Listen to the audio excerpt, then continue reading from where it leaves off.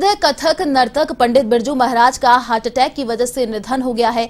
पद्म विभूषण से सम्मानित 83 साल के बिरजू महाराज ने दिल्ली के साकेत हॉस्पिटल में अंतिम सांस ली। उनके पोते स्वरांश मिश्रा ने सोशल मीडिया पोस्ट के जरिए इस बारे में जानकारी दी।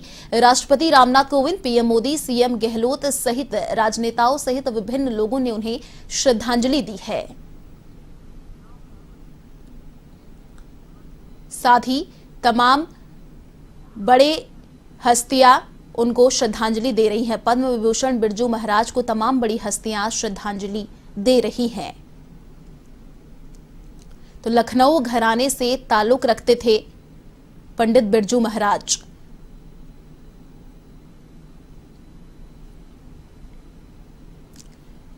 बिरजू महाराज का हार्ट अटैक से निधन हो गया। 83 साल की उम्र में दिल्ली में अंतिम सांस ली।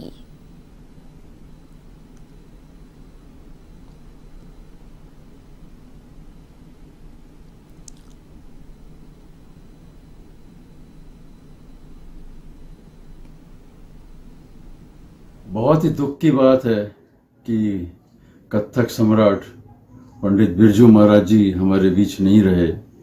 कथक को जो उन्होंने एक आयाम दिया पूरे विश्व में, उन्होंने इसका परचम फहराया और इतने शिष्य तैयार किए।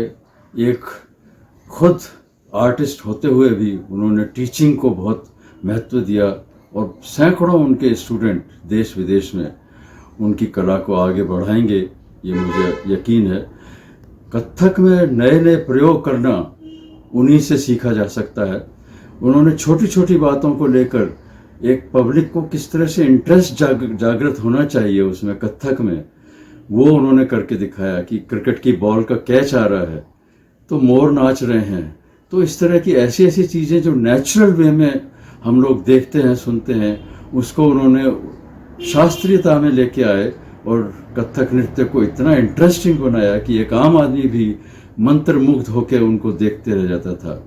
वो मेरे कथक के गुरु ही नहीं बल्कि मेरे मार्गदर्शक भी थे।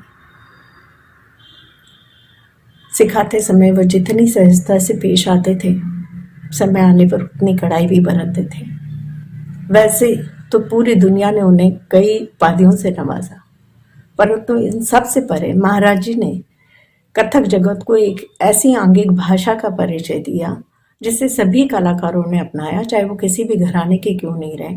यहाँ तक कि फिल्म जगत ने भी उसे अपनाया और धीरे धीरे ये आंगिक भाषा नृत्य की आम भाषा बन गई। कथक जैसे कठिन शास्त्रीय नृत्य को आम जनता तक पहुंचाने का श्रेय महाराज जी को ही जाता है।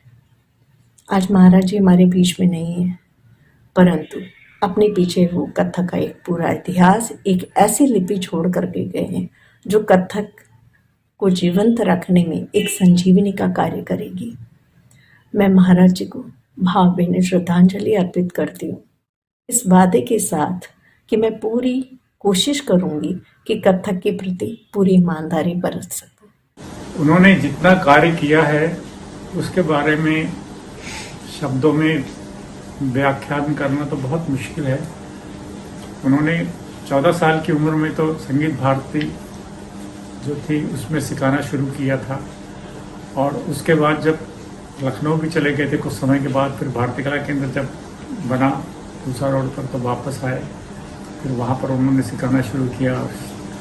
इस तरीके से उनकी जो यात्रा शुरू हुई तो उसने कभी रुकने का नाम नहीं लिया और उनके नृत्य के ऐसे ऐसे कार्यक्रम मैंने देखे हैं कि मैं आपको बता नहीं सकता हूँ कि स्तब्ध कर देते थे जब वो नृत्य करते थे। और मुझे बहुत बार उनके साथ मिलने का, बातचीत करने का, कहीं साथ जाने का मौका भी मिला। दिल्ली से हम लोग फरीदाबाद में एक बार जजमेंट करने के लिए दोनों जज बनकर गए थे, तो सारे रास्ते बिरजू महाराज से बातें होती रही, चर्चा होती रही कथक के बारे में। उनका हमेशा विषय जो रहता था वो नृत्य, गायन, वादन, नृत्य के अलावा किसी और बातों में नहीं होता था। और ये भी हमारा बहुत सौभाग्य रहा कि मैं पिछले 26 साल से सिंगापुर में हूँ। इस दौरान उनका कम से कम 4-5 बार यहाँ पर आना हुआ है सिंगापुर में और हर बार हम मिले हैं, हमारी बातें हुई हैं। उनका वर्क